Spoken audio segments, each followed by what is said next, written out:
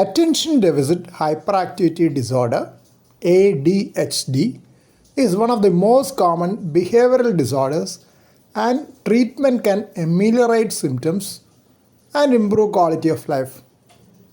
But most ADHD treatments can increase heart rate and blood pressure by stimulating the sympathetic nervous system and potentially increase cardiovascular risk. A recent study published in the Journal of American College of Cardiology checked association between long-term use of medications for ADHD and cardiovascular outcomes.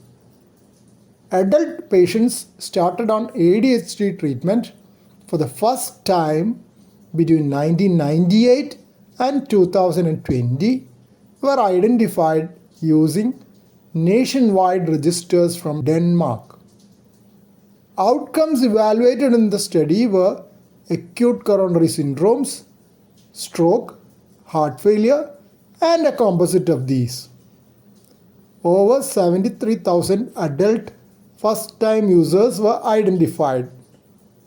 Those who discontinued treatment within 180 days were categorized as prior users and was about 36% of the initial number. Persons still on treatment were more likely to be concomitantly treated with non-steroidal anti-inflammatory agents, antipsychotics, antidepressants, and sedative hypnotics. In the final analysis, associations between ADHD treatment and elevated 10-year risk of stroke, heart failure, and composite cardiovascular outcome were noted.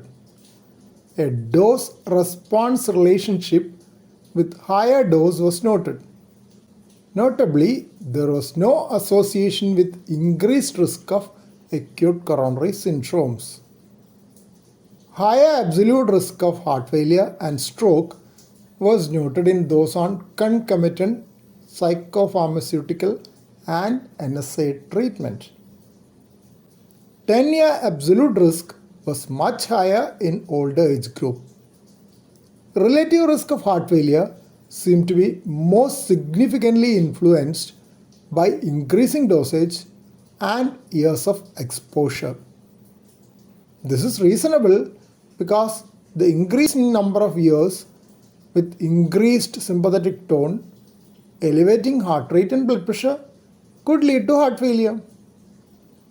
With all potential limitations of a register analysis, these data should be taken as hypothesis generating and followed up with randomized controlled clinical trials.